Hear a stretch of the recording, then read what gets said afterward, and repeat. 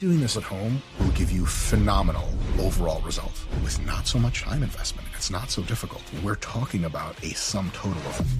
Really? Yeah, doing that per week will radically transform your body.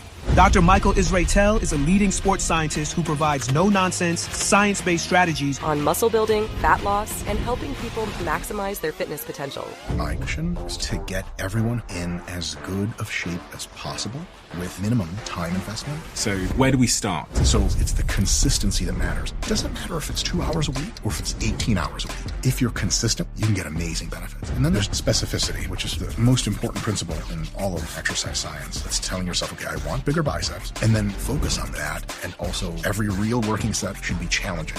Is there a perfect amount of repetitions to do? There is. It's a trade secret. But it's... How long will it take me to lose the muscles that I've gained if I don't go back to the gym? After about 2 weeks of not lifting, you start to lose muscle. But most people think, oh my God, another 8 months just to get back to where I started? But when you gain an initial amount of muscle, it never goes back to the same size as when you started. It's just always going to be bigger. And then I've got a couple of hours a week. I just want to get a bit leaner and I want to gain some muscle. Okay, the first thing we do is... Dr. Michael, are there any supplements you suggest I take? Whey protein, casein protein. What about steroids? Jesus Christ, I'm really going to say this. I was recently on like a boatload of steroids. There are a few downsides. What are the downsides that no one's talking about? They're unspeakable. You really want to know?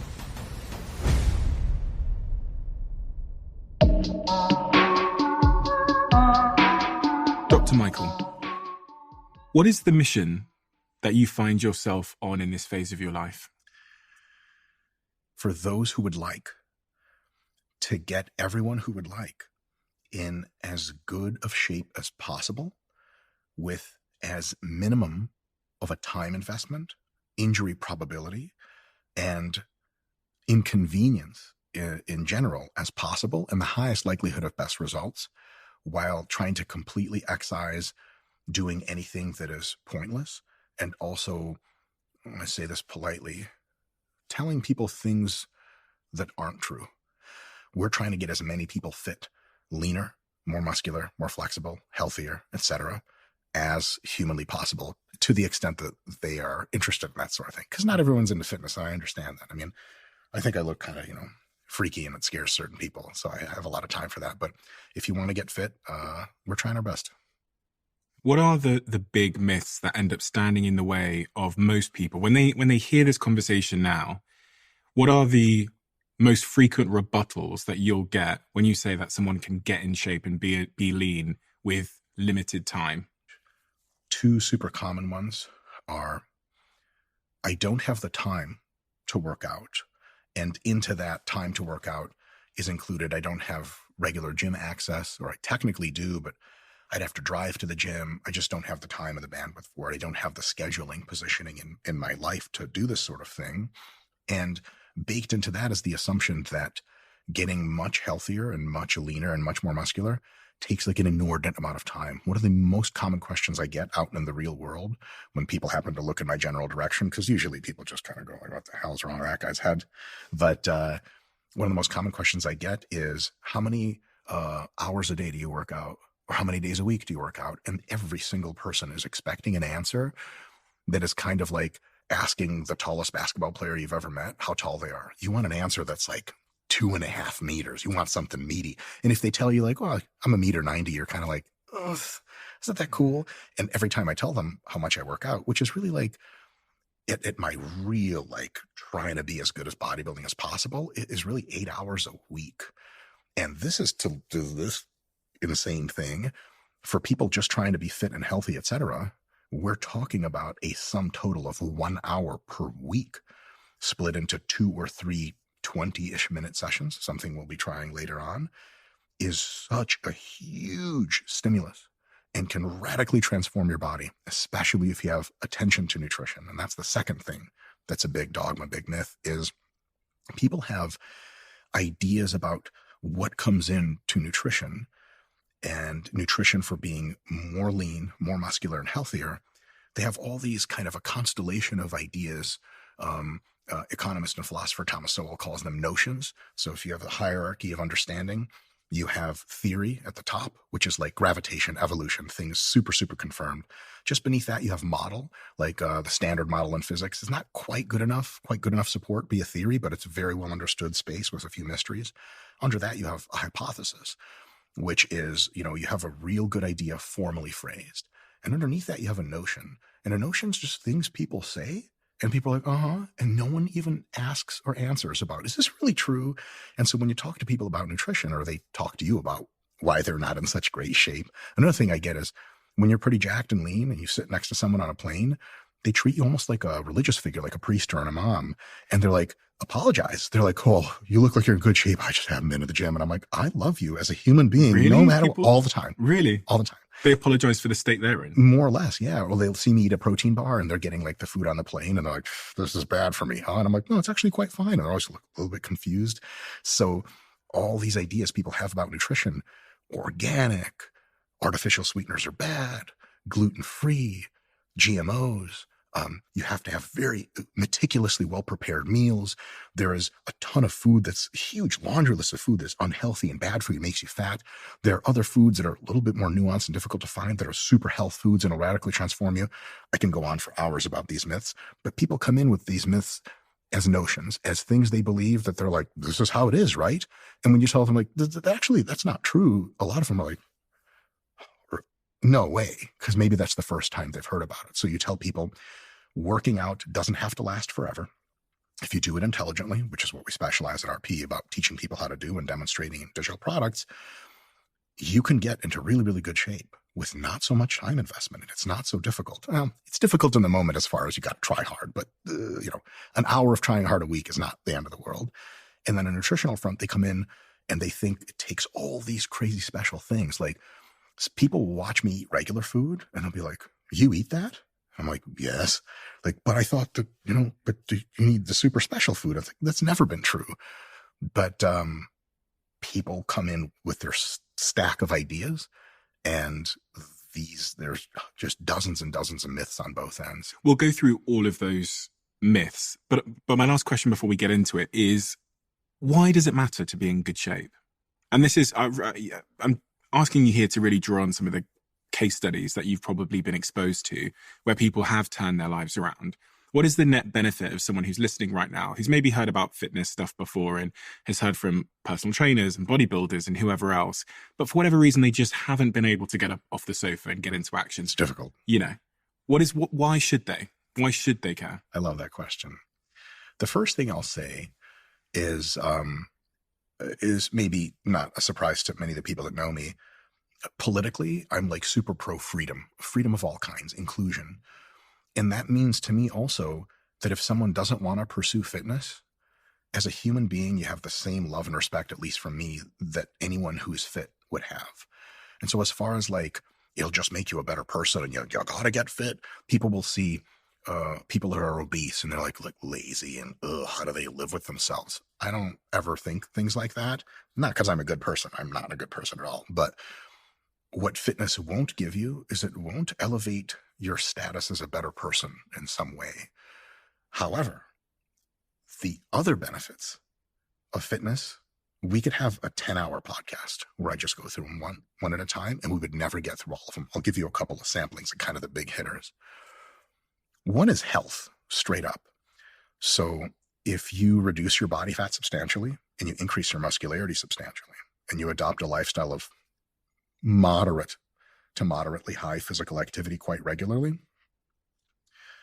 this is about as close in real life as we have so far to a panacea, a cure-all.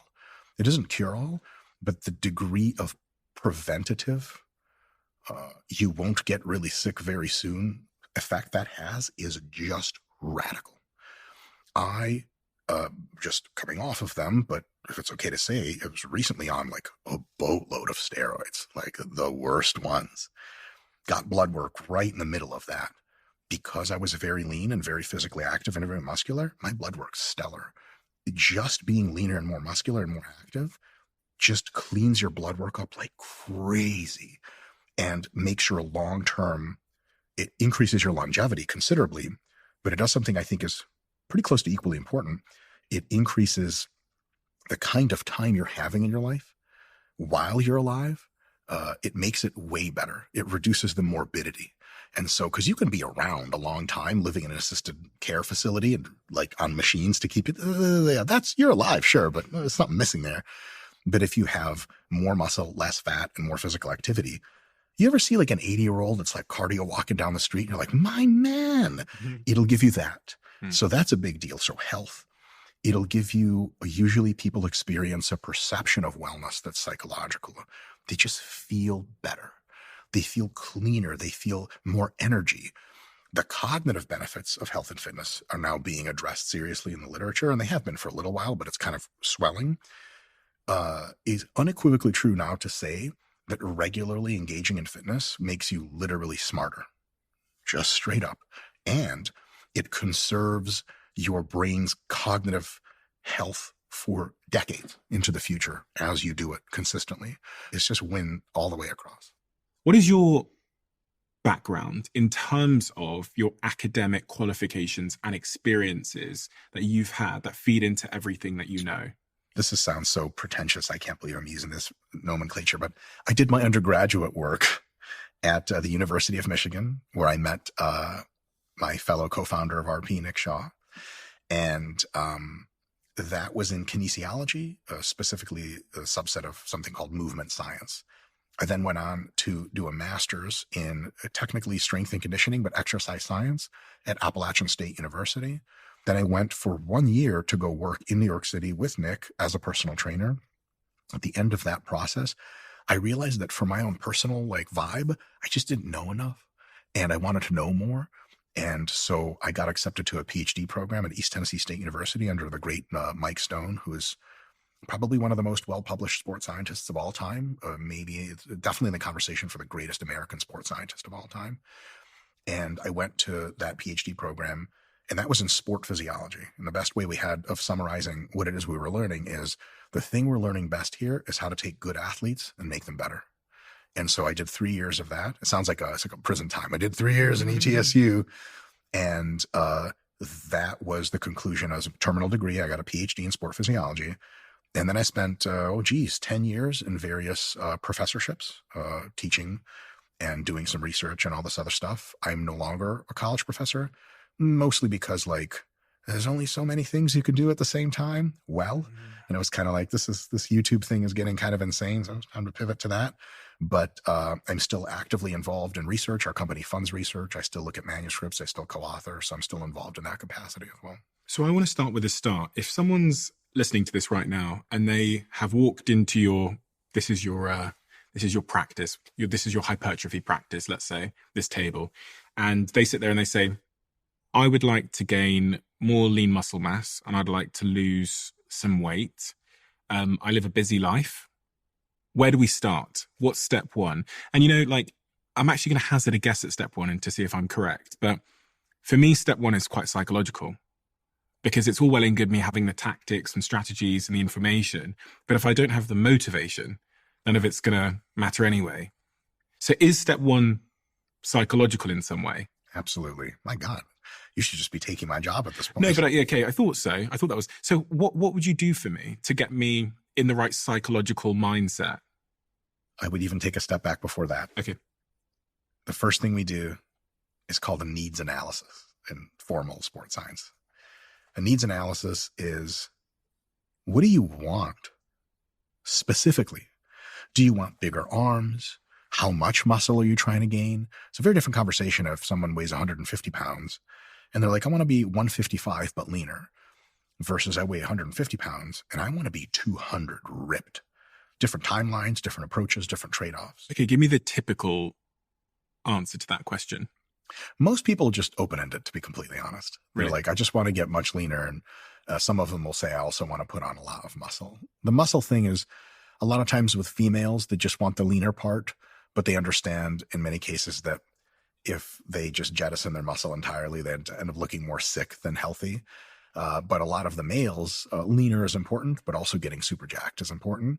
But how jacked and how lean, that's the conversation. Is if they come in with totally open-ended concerns, it's kind of like walking into a car dealership and being like, I want a car. Like, you're going to have to be a little, now we'll sell you whatever, but you're going to have to tell me a little bit more about what your use cases are, about what your budget is. So that's another big thing in a needs analysis is, how much time can you give to this? Because if someone says, I want to eventually be a professional bodybuilder, and I've got nothing but time in my week to do the thing, they're getting a very different plan than someone that's like, I just want to be able to see my man down there again and like just not die soon. And I have 2 hours a week to give you. Very different plan. So let's say I've got a couple of hours a week. So, 2-3 hours a week that I could probably spare, maybe 4. And I just want to get a bit leaner and I want to gain some muscle. Yeah. I also ask, what have you been doing so far? Tell me about your approach to fitness. And the answer could be, I don't have one. I've never tried to do anything. Once we get a lot of that information, I don't want to say the plan writes itself, but sort of almost. Now we really, really, really have all the details to fill in the blanks. And then from there, once you've done that sort of needs analysis and you've understood the investment that they're willing to make, you understand what their goals are, you understand their current approach to fitness, what becomes step 2? So if, again, I'm trying to embody the viewer here who's trying to change their life. Yeah. And get going for... Step 2, oftentimes, just to keep it, so we definitely do nutrition if you'd like. So please cue me in for that. But I'll just use training as a quick example here. A big one is, do you go to a gym? Can you make it to a gym? Or are you going to be training at home? Because training at home is a bit of a different world. You can get amazing results at home, but we need to make sure you have the right equipment. And it's super minimal. 2 20-pound dumbbells. I like that you're looking over at the dumbbells like... Are those 20 kg dumbbells? They're 20-pound dumbbells. Is that what I need at home? For many people, 20, like adult males, quite spry like yourself, 20-pound dumbbells at home will give you phenomenal overall results. Yeah. What is that? 9 kgs or something? Oh, here we go. Your assistants are quite strong, by the way. Thank you. Do you fight crime in your spare time? Okay, so these are 20-pound dumbbells. You're just showing off now. But these are what I need at home to do a workout. Yeah, somewhere between 10 and 20 pounds, 10 for smaller, lighter females, 20 for larger, more strong males. Somewhere between that, 2 of those dumbbells at home and a little bit of floor space can be the beginning of an absolutely revolutionary workout program. Really? Yeah, yeah. So give me the starting position and the end position that I could get to just with these dumbbells at home. If you properly control your diet and you haven't really lifted weights before, and you're, let's say, 30, 40, 50 years old, in a 6-month time span, we can reliably get you to gain 5 to 10 pounds of muscle, which if you go to the store, what is that like? 2 to 5 kilos of muscle. Mm-hmm. You ever buy 2 to 5 kilos of meat at the store? Mm-hmm. That's a lot of meat. That's going on your body. And we can reliably get you to lose, 5 to 7.5 kilos of fat in a 6-month time frame just by being intelligent about your diet and doing 2 workouts per week at home with your dumbbells, and the workouts each take roughly 20 minutes. So that's 40 minutes a week. Mm-hmm. Oh, yeah. Now, that's if you're unaccustomed and unadjusted. If you have already, and that's why those intake questions are important. Because if you're like, look, I go to the gym 6 times a week, I spend 2 hours at the gym, like, them dumbbells can keep you in pretty good shape, but they're not going to elevate your shape very likely. At the very least, it'll be highly inefficient and incredibly discomforting for what you'd have to do with such dumbbells. So what is step 3 then? So if we've got the equipment part figured out, and I guess the complicated element of that is some people have anxiety as it relates to going to the gym. I've got a lot of friends that, because they're so inexperienced with weightlifting or the machines, they feel embarrassed to go to the gym. So that, well, at least that's what they tell me. Now, I don't know whether they're BSing themselves, but they tell me that they have gym anxiety. Yes. You walk, and I can relate. You walk into a gym, especially if I go to like a bodybuilding gym, and I do look around and I go, okay, everyone here knows what they're doing more than I do. Ooh, that's already wrong, but we'll get to that in a bit. And are they looking at me? Do they know that I don't know how this machine works? And if I don't know how a machine works and there's nothing, no label to tell me, sometimes I just avoid the machine. If I'm in like a bodybuilding gym, because I don't know how to do my wrist muscles. Yeah. I just look like a doofus and everyone's making fun of me in their heads. That's what I think sometimes. If I go to like a really elite gym, so. Yeah. So first of all, I think people's gym anxiety is absolutely a real thing. I can speak to that at length. The next step would be to say, hey, listen, based on all the information we've collected on your limitations, desires, abilities, we've cultivated a plan for you. It'd be a diet plan, and just stick into the muscle growth stuff. Here's your plan for your training. And we actually have an app for this sort of thing where we would say, okay, here's how you type in all your stuff in the app. The app will create a plan for you, and it'll tell you, here's what to do for warming up. Here's, you pick a weight. It tells you how to pick your weights, and then it programs the rest of your 2 months of training for you. You fill in the, how do I feel? How am I recovering? It'll take care of everything else.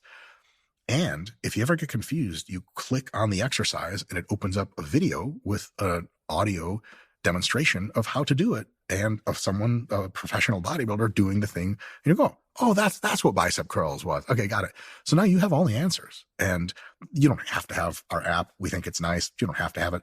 Just whatever kind of plan you have, that's your little map of the Caribbean Sea with the X's and the pirate ships. And you know exactly where to go.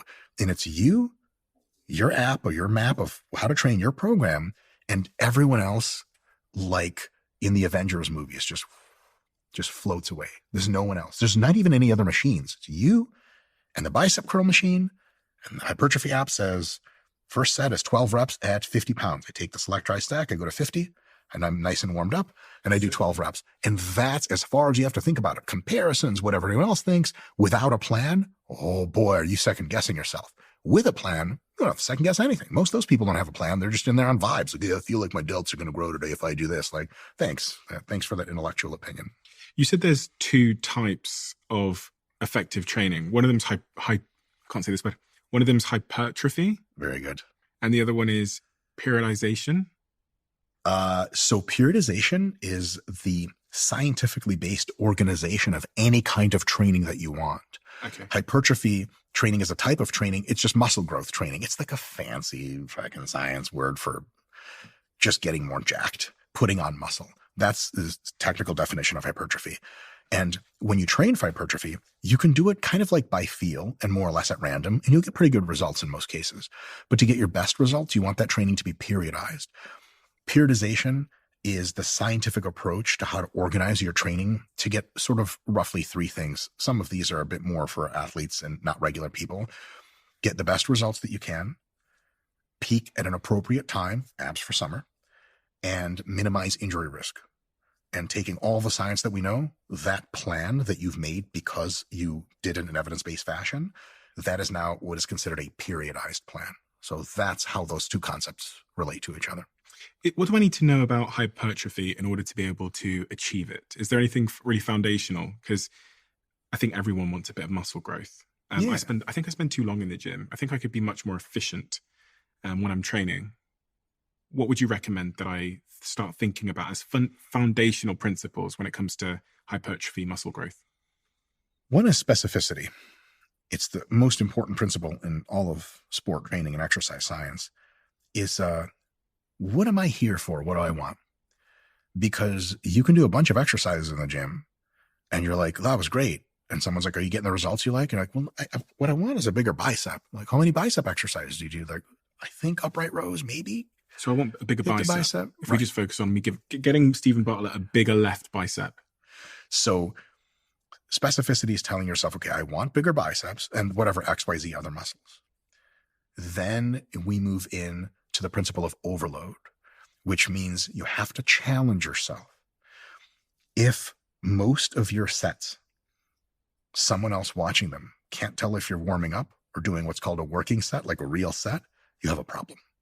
So towards the end of all of your sets, either the weights are slowing down, or even if it's the same speed, to you, they feel perceptively harder. You do this, and in a couple reps, you're like, that's what you want. Every real working set should be challenging.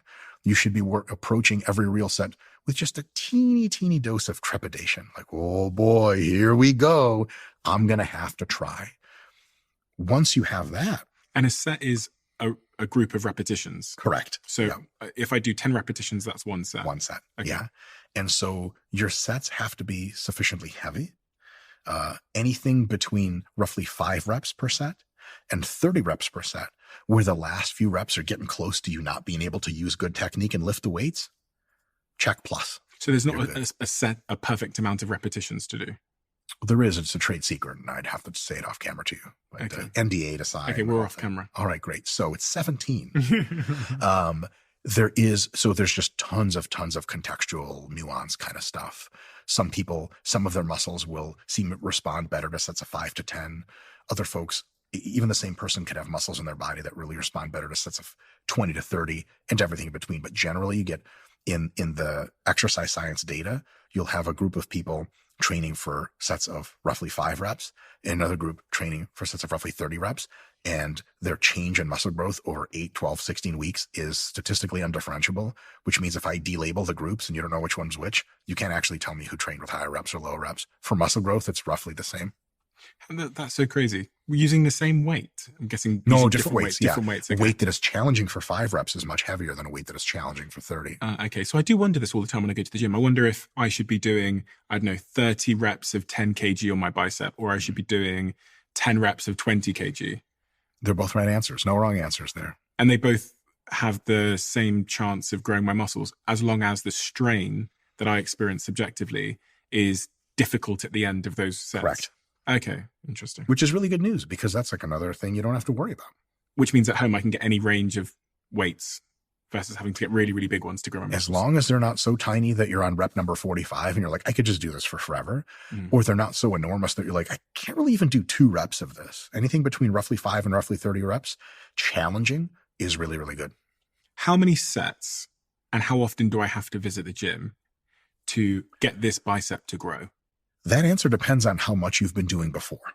Okay. But if you're new to the gym, 2 sessions a week with 2 to 3 sets per session for your biceps is something that's going to cause months and months and months of consistent progress. Really? Can you do more?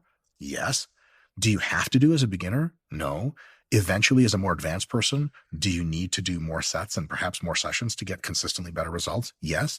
But for beginners who haven't been in the gym very much or at all, the minimal effective dose is profoundly small, which is why I can say things like, if you work out for 20 minutes twice a week, you're going to get great gains. What if I go to the gym and I do 6 sets on my biceps and I just go to the gym once a week? Does the distance between the workouts in a muscle group have an impact? Yes. Once a week training gives you good results, but twice a week training for the same muscle gives you notably better results. Training 3 times a week versus twice, training 4 times a week versus 3 times, training 5 times a week versus 4 times is an exponentially de-escalating amount of impressive differences. So 1 time a week works. It'll get you results. 2 times a week gets you like 1.5 times the results, like way better. 3 times a week is like another little bit more results, still notable. 4 times a week is like, you got to be training for a while to notice the difference between 3 and 4. 4 and 5 is contextual and nuanced, and I can't actually tell you that categorically 5 days a week is better than 4. There are some things I would have to know about your plan and everything else to make that conclusion. So really I want to be aiming at twice a week per muscle group. Twice is our minimum. 2 to 4 times a week is what I say is kind of the best overall recommendation per muscle group. And if you train all of your muscles together at the same time, a whole body workout, which most people in the realm of just, I'm busy and I can't train a lot, it would be all of the major muscles of your body in the same session, twice or 3 times or 4 times a week. And that is an awesome beginner fitness plan. What's going on in my muscles that's encouraging them and making them grow? And when are they growing? Is it when I go to bed at night? Is it when do they grow the minute that I curl the dumbbell? What's actually going on? Because sometimes understanding what's actually going on inside helps me to think through and change my behavior. Yeah. So the primary stimulus for muscle growth is there are molecular machines in your muscles, in your muscle cells, and they are designed to detect the presence of tension. And when your muscles generate tension, the molecular detector machines go, ooh, we got tension here. And they start saying to other parts of the cells like, hey, let's get this muscle growth thing started. Started, not happening, started. It's a stimulus of muscle growth. There are a couple of other mechanisms which might / probably have an effect. And that a couple of them are metabolite sequestration, which is a very fancy way of saying the burn. You know, at the end of a set, you're like, the metabolites, the byproducts of training, if they accumulate to high levels, it's been shown in tons of animal studies and a few human studies that like mechanistically, they might also tell the molecular machinery that grows muscle for you again later to, hey, get the muscle growth process. Another one is the pump. So, you do a couple sets of biceps. You're like, oh my God, what's going on here, baby? Flash it at some girl. She runs away as usual. And the actual cell swelling itself might play a causal mechanistic role in generating more muscle growth. But we know it's probably at least 80% of the muscle growth anyone will see is because of those receptors for tension. Muscle growth, as soon as you leave the gym, is a negative because the gym is catabolic. It breaks down your muscle. Actually training breaks down more muscle than it builds.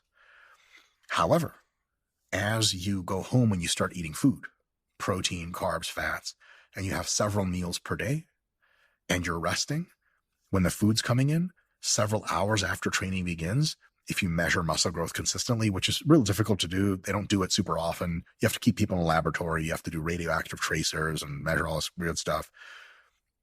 Every couple of hours they measure, the amount of muscle growth that's going on in the biceps goes up and up and up and up. And it usually peaks about half a day to a day and a half after you lift, depending on how hard you went. If it's a pretty easy workout, it peaks a little sooner and dives and drops off about a day or two later. If you train really crazy hard, it'll peak like a day and a half later, and then half a week later, it'll drop off back to baseline levels. But it's this really smooth curve, and you're growing muscle at every single point under that curve. So when you say, is it while I'm sleeping? Is it while I'm eating? Is it while I'm resting? The answer is all of those, except it's not at the gym. You don't grow muscle at the gym. You give yourself a signal to grow muscle at the gym. And then what you do outside of the gym matters. So some people train really hard. They don't eat right. They don't eat enough protein. Their sleep is total, insert bad word here. And their stress levels are just totally psychotic.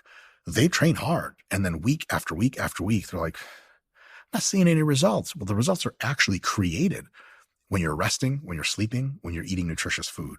They're stimulated in the workout, but that's just phase one. Phase two, the actual growth occurs outside the gym, and it occurs not at any specific time point, like a magic window of 2 hours after the gym. Like that's when all the growth occurs. That's actually when it just starts to go up.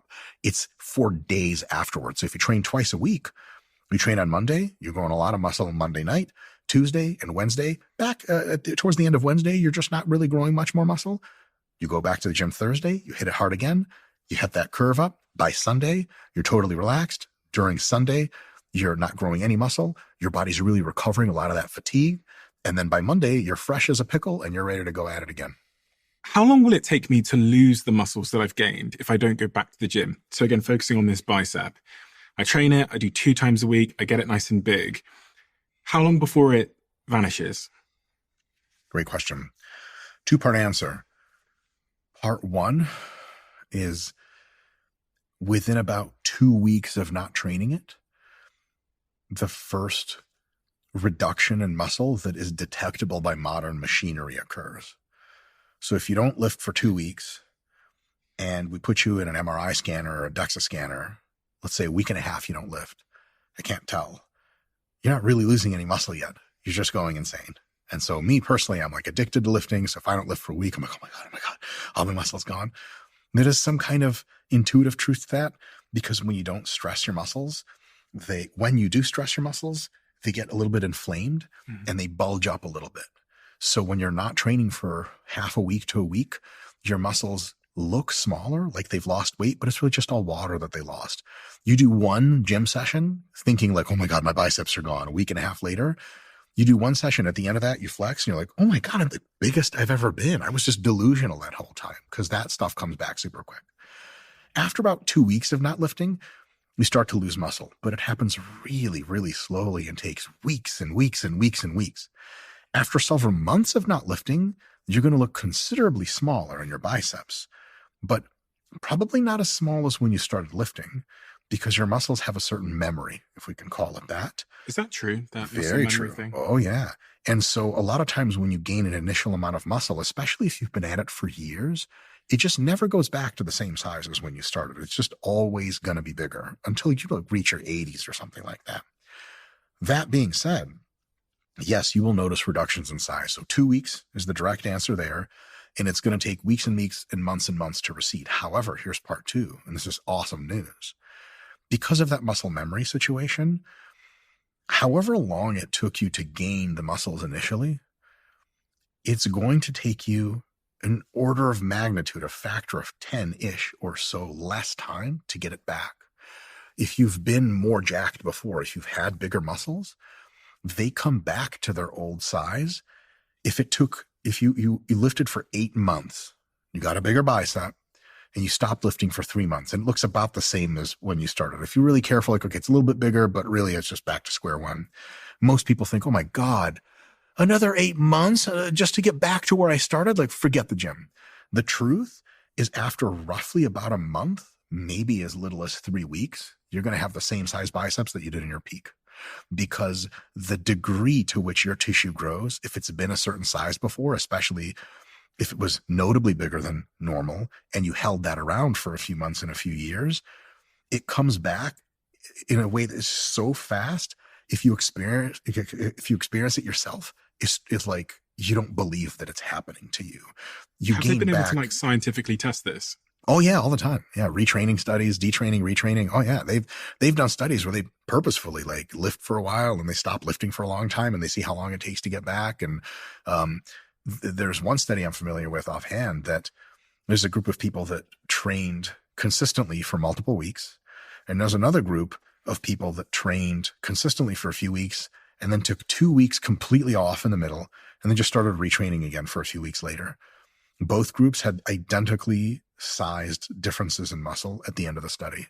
And so we were like, okay, so that group that trained consistently never took 2 weeks off. Could we say that they purposefully like dunked 2 weeks of their time away for nothing? Yeah, your body goes right back into regaining old lost muscle so rapidly that this is such great news. Because look, let's say you lifted consistently most of the year. Holiday season comes up, winter holidays. You're not going to the gym as much, maybe not at all. 3 weeks later of no gym, you look at yourself, you look a little smaller, kind of deflated, and you're like, oh my God, I'm going to have to restart all this from scratch. Nope. 2 weeks later, you're in the best shape of your life again. If you left the gym for 6 months, 1 or 2 months later, you're in the best shape of your life again. That's how rapidly it comes back. So it's really good news for anyone who hasn't been in the gym and is feeling guilty about it. Go back, get consistent again. You're just going to skyrocket. That is very exciting. Because we always have, sometimes it's the trough, the couple of weeks off that makes us demotivated. Because that's crossed my mind before. Oh my God, that took me 3 months to get there, and it's going to take me another 3 months to get back. But what about, so if I'm training that bicep, how have I got to think about stretching and warming up before I get going with my training?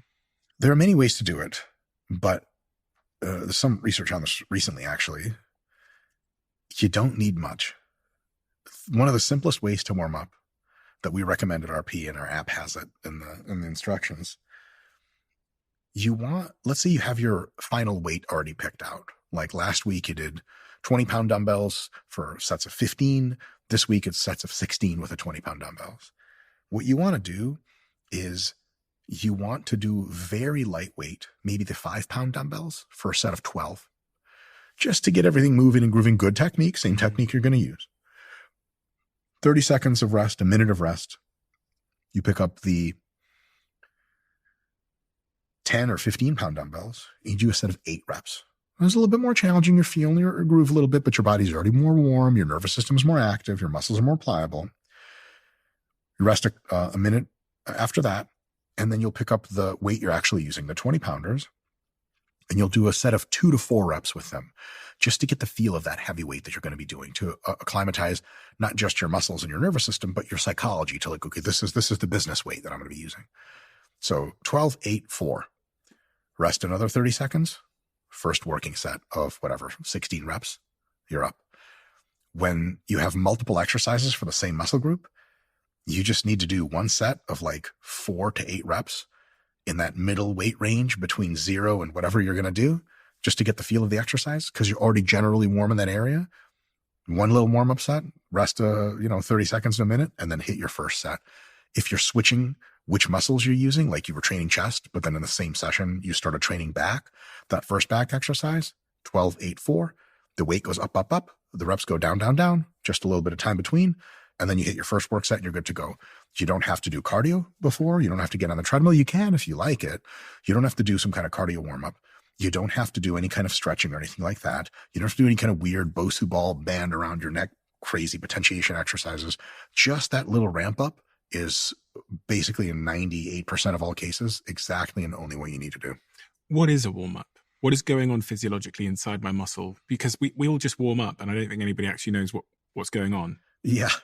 So your muscle tissues, they have physical qualities that can be measured almost in like a fluid dynamics terms, like viscosity and hysteresis and all that stuff. And so when you're very cold, a lot of times there's kind of a frailty implied there. As you're warming up, you're sending blood to around the muscle. The muscle itself is literally becoming warmer. And a lot of those kind of tight structures that are, they're proteins that are made of kind of stretchy material, they loosen up a little bit. And that allows you to go through that full range of motion in training and not actually get hurt. And that's from the muscle perspective. You also get some kind of chemical stuff that happens, and certain structures fill up with chemicals, certain structures, chemicals go down, and that gets you ready to perform super hard work. But that's part of the story. The other part is the nervous system, because your nervous system is also getting warmed up. And in technical terms, it's called potentiation. When you just show up to the gym and let's say we said, look, okay, we re-engineered your tendons when you were asleep. You're not going to get hurt. It's impossible for you to get hurt. Like a car would have to hit you for you to rip your bicep off. You can just go and just hit the curls right away. You wouldn't get hurt, but it would feel really strange, and you wouldn't get 4 or 5 reps close to where you're supposed to be from last week, because your nervous system was like, what the hell is going on? I'm supposed to be doing something. So you knew warm up the nervous system. A part of that is literally like the actual nervous system itself down to the cellular level is flushing all kinds of metabolites through. The connections are getting stronger. You're sort of doing a little bit of kind of mini rewiring of primary motor cortex to say, oh, we're doing curls. This is how you execute this pattern. Another part is technical. Like, oh, this is the technique I'm going to do. Actually. Because if you just get in the muscle and just do stuff, like imagine if I told you like, hey, here's a ball, just like go shoot some hoops, just hit that, 3-pointer shot. You're like, I need a couple shots to remind my body of what it's like to shoot the basketball. Same idea for lifting. You got to remind your body of what a curl motion is.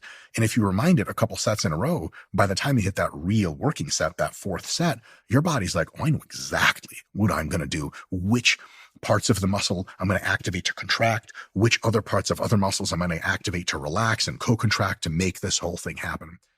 What are the other sort of common mistakes people make when they go to the gym or they start training or they start exercising? So there I've kind of ticked off not stretching and taking on a heavy load too quickly, but also ramping up volumes and loads too fast. So that sort of overstrain before my body is ready for it.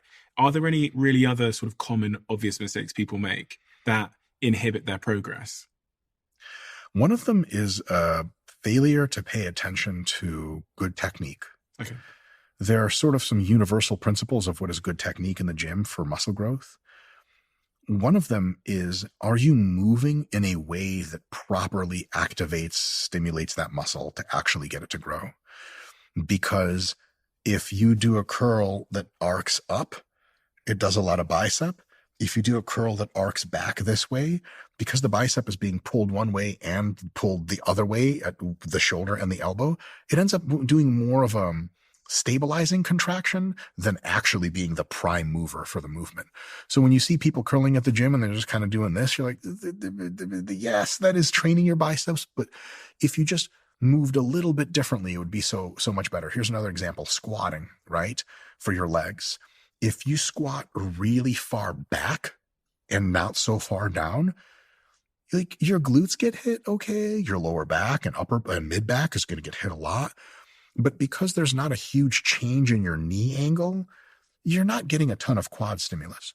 If you stay more upright and your heels and toes are on the ground and you allow your knees to go way forward beyond your toes as you stay upright and sink down really low so that your knee goes into one of these, oh my God, it's all quads all day long. So you want technique that is targeting the muscle It's very similar rep to rep to rep, and it puts the muscle consistently through a range of motion that is in that deep, painful, lengthened stretch position. If you just have all those three, everything else we can say about your technique is just nuances and finer points. Those are really the big ones. We talked about nutrition earlier as well.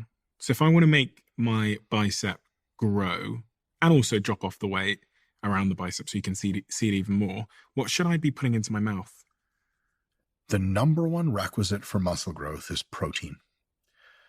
Foods with lots of protein in them ideally should be consumed 3 to 5 times per day at roughly equidistant intervals. Breakfast, lunch, dinner, totally fine. Even better, breakfast, lunch, dinner, evening snack. The average person needs a little bit less than, let's say, a gram per pound of body weight per day of protein. Actually, considerably less. So that's kind of the top limit and a cool aspirational thing to shoot for. So if you weigh, let's say, 200 pounds, you should be consuming something like 150 to 200 grams of protein per day. And 150 for almost everyone's totally enough. But if you're real serious and hardcore and just want that insurance policy, 200 grams of protein per day. So then if you're eating 4 times a day, that's, 30, 40, let's say 40 to 50 grams of protein per meal. Can I eat too much protein? No. And then it becomes fat or something? So protein by itself, no. If your protein is so high that your carbs and fats are the same, and you jack up your protein super high, but your carbs and fats stay where they are, your calories become excessive. That will cause fat gain over time. But if you're doing a diet where you get a ton of protein, but you dropped your carbs and fats and your calories are at maintenance levels, you're not going to gain any fat. It's not bad for your kidneys. It's not bad for any other part of your body. Excessive protein as a health malady has been a myth the entire time. And that's one of those notions that people carry with them that too much protein is bad, right? Like, yes, if you've had kidney surgery, absolutely. Short of that, you're probably good to go. You'll fart a lot and people will hate you, but you know. You mentioned 3 to 5 meals a day. A lot of people are now in this camp of fasting and intermittent fasting and not eating often. Is it possible to fast, but also to gain muscle mass in the way that you've described? Yeah, totally. It just won't happen as an impressive rate. So you have to make a trade-off for yourself. If you want, most jacked Stephen that you can be, 3 to 5 meals a day consistently spread, and almost to an individual. Competitive bodybuilders eat that frequently and eat high protein. How often do you eat? When I eat five times a day, 4 or 5 times a day usually. And do you eat before or after you train? Both. Okay, so before you train and after you train, yeah, do you eat different things? A lot of times I'll train early in the morning, and so I won't train at all. I won't eat at all. I'll wake up and I'll have like a protein and carb mix shake with my training. Totally optional, super extra credit. May not do anything at all if you look at the literature, but I find it a little bit compelling to do a little bit of that. And then afterwards, I have my first post-workout meal, second meal, third meal, fourth meal, bedtime, wake up, do it again. What do you take to get you going? Do you do pre-workout? No. Why? No, I don't do any stimulants of any kind. Why? I'm just kind of coked up all the time naturally. So like if you give me stimulants, it's just going to go into the not so pleasant side of side effects. Like I'm just going to be like this and way too amped up, super high anxiety. And my thoughts get to be like, I have less fluidity of thinking and stuff. So it's just a lot of me, I guess. And so when I wake up in the morning, I don't need anything to get me going. I just go. And a couple warm-up sets later, I have all the energy I need. That's not everyone. And so some green tea, some black coffee, or some pre-workout 30 minutes before the gym is great advice for a ton of people. I feel like pre-workout can't be healthy if you're doing it 5, 6, 7 times a week, because some of that stuff is so unbelievably strong. Like I've had it before where I've got literally like heart palpitations when I've had a pre-workout, and you talk about anxiety, that anxious feeling. It can't be healthy for people to be doing that frequently. It seems to be quite fine. Now at the extremes, and for some individuals, it's not ideal, but the upper limit dose of caffeine in milligrams per day, at which we can confidently say most people will experience the beginnings of health maladies, is 1,000 milligrams. And a cup of coffee has, depending on which cup, 50 to 100. Now, some pre-workouts have 250 milligrams of caffeine. Some have 500. Last I checked, Ronnie Coleman's pre-workout has 550 mgs of caffeine per scoop or per serving. And so that's kind of a lot. If I took 550 mgs of caffeine, don't take me to the gym, just take me right to the hospital, put me in the psychiatric ward. 36 hours later, I'll be okay. But for some people to get so accustomed to high doses of caffeine that it's both not unhealthy for them to consume, and also they feel quite fine. So I would say start with as little as you need to get you going. And if you need to titrate and work up from there, that's a good thing. The other thing I would say is I would have a compelling case for pre-workout or stimulants. If I ask you like, hey, how much energy do you typically have at the gym? You're like, oh, that's super great. And they're like, should I take pre-workout? I'd be like, no, there's no compelling case for that at all. If you're like, I wake up in the morning, some days I just don't get a ton of sleep and I need something to get me going. Not every day, but sometimes I'll be like, hey, look, consider green tea, black coffee, some diet soda, or all the way up to pre-workout if you need it. But some people take it kind of as like a religious thing, as a habit, as a ritual. And it's like, dude, you're training your forearms and biceps for 20 minutes total at 9 p.m. You do not need 3 scoops of pre-workout for that. I don't even know where it's going at that point. So some people get a little crazy with the pre-workouts. At the end of the world, it's at best needless. What's your stance on the whole idea of calories in, calories out? A lot of people just focus on that as their sort of their script to lose body weight, lose body fat, and gain muscle. Is that a useful frame to use? And why do so many people fail at it, if it is a useful frame? Most people fail at it because they don't consider both the calories in and calories outside of the equation. And a lot of people fail because they're very bad at estimating food amounts and calories. Someone will say like a tablespoon of peanut butter. Stephen, have you ever actually seen a tablespoon measuring cup? It does not look like mom's tablespoon where she takes the peanut butter and goes, bah! That's like 4 tablespoons. And so like, but I'm eating the calories, blah, blah, blah.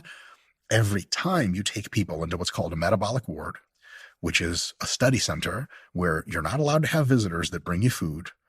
The workers only give you the food that you need, and all of your exercise and your output is controlled and monitored, and so is your intake. No one has ever violated the laws of thermodynamics. We give you a certain number of calories and we expect you to lose a certain number of weight. There's a variance about that, but you're going to lose the weight that roughly we predict. If we account for all variables, you're going to lose almost exactly the weight that we predict. So calories in, calories out is incontrovertible. And among 90-something%, 98% of people who do research in the field and are scientifically literate and educated, calories in, calories out is not controversial. It never has been. There are some people who say, well, like calorie counting didn't work for me. That's probably because you did it wrong, or you weren't even concerned about how much protein you're taking in or how many carbs and how many fats. There are other details that matter. Like if you say, I need a V8 engine in a car, that's all that matters. Like, okay, well, there's no steering wheel, there's no pedals. Cool. Like, well, okay, I need those things too. So calories in, calories out is the very core, because without an engine, you're not going anywhere. But what types of foods you're eating matters a little bit. Are you getting enough protein, carbs, fats? That matters a bit too. So people like to just bash calorie balance and calories in, calories out as, well, it's totally myth. It doesn't work. No, it works great. It's just not always enough to get you in the best shape you can. But if you do it right, as far as net balance weight gain or weight loss, calories in, calories out is actually the only thing that matters. Tissue-wise, is that gain mostly muscle or mostly fat? Is the loss mostly muscle or mostly fat? That has not so much to do with calories. It has much more to do with proteins, carbs, fats, the quality of food you're eating, nutrient timing, and all the rest of it. So calories in, calories out is amazing, super explanatory, critical, but it's just not the whole picture. And that's really it, I guess, because so many people say they've heard about calories in, calories out, but they fail at maintaining it. Now, that's really about motivation and the psychology of doing such a thing.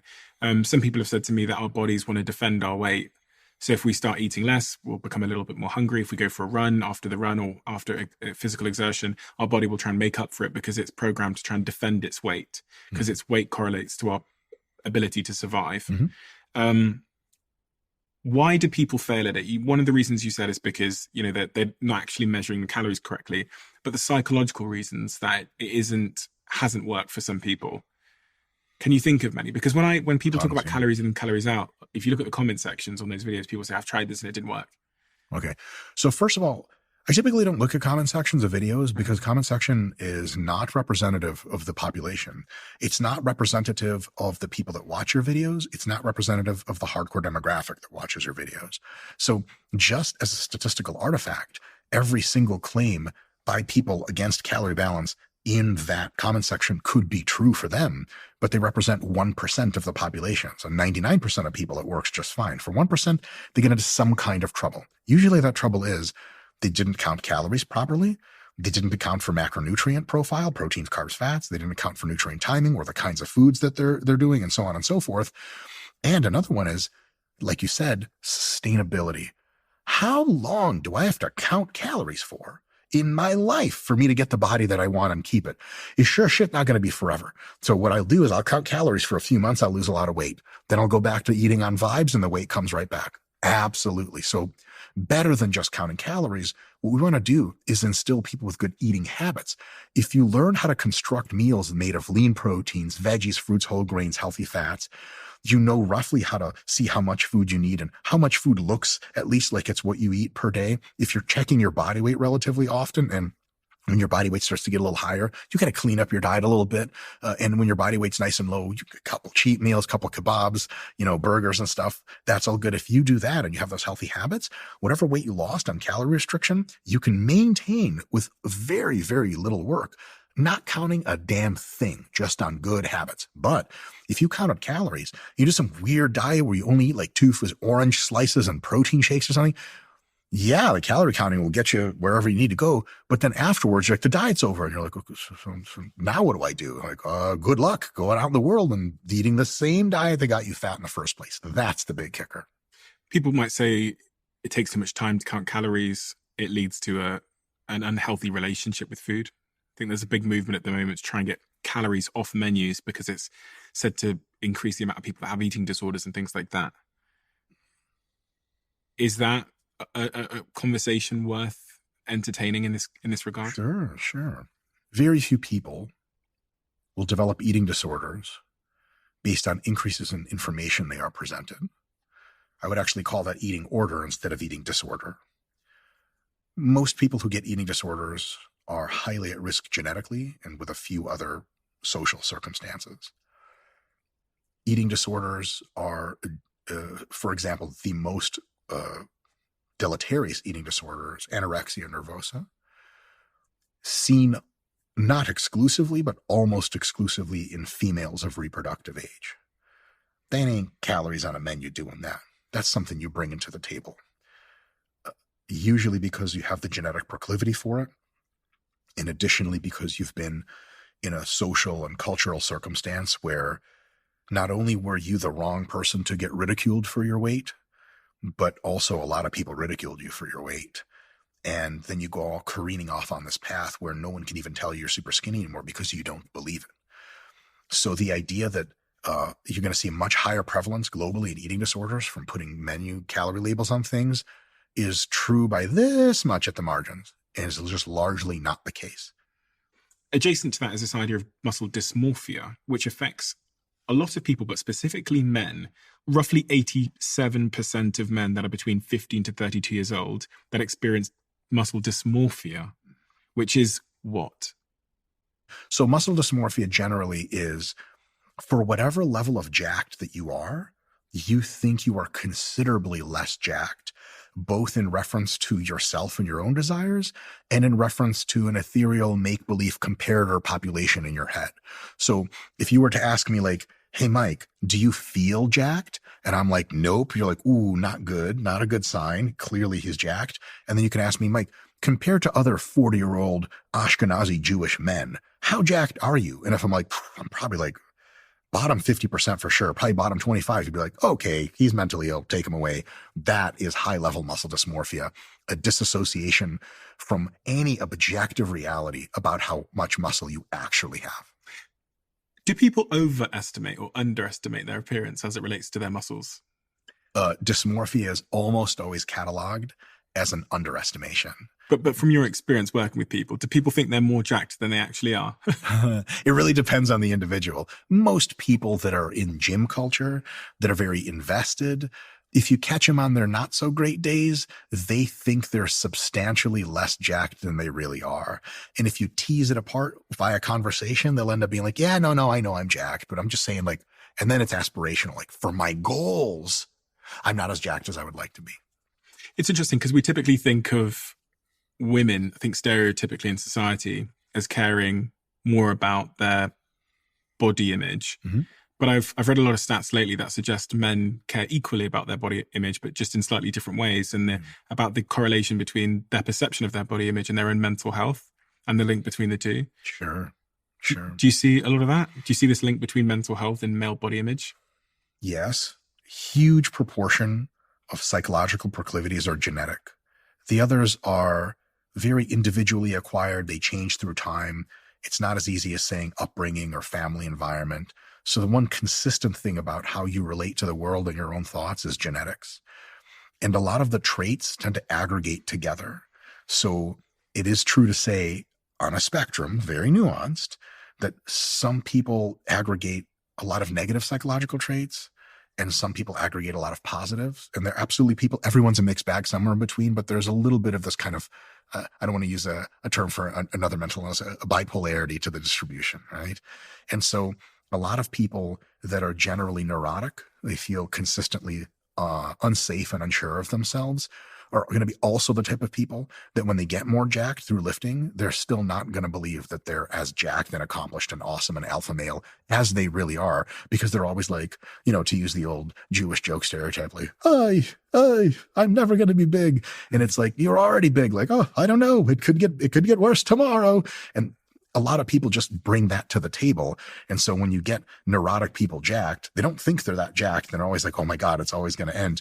But if you take not neurotic people and make them jacked, 1 week of lifting into those people, and they're like, dude, do you think I should turn pro in bodybuilding? You're like, get out of here. You're just overconfident. So it really depends on who's doing the thing. Now, cultural stuff, social, who's in your circle. I'll give you a good example. I have a lot of my closest friends have no relation to fitness whatsoever. A bunch of them are actually neuroscientists, just randomly people I knew in college that ended up being my friends for life. And so when they assess their muscularity relative to myself and my bodybuilder friends, they're like, I'm in terrible shape and I'm not remotely jacked. And they have such a weird comparator population that I always remind them, like, dude, not everyone looks like this. They go to the store, they go to school, they go to the bank, and they're like, oh crap, you're right.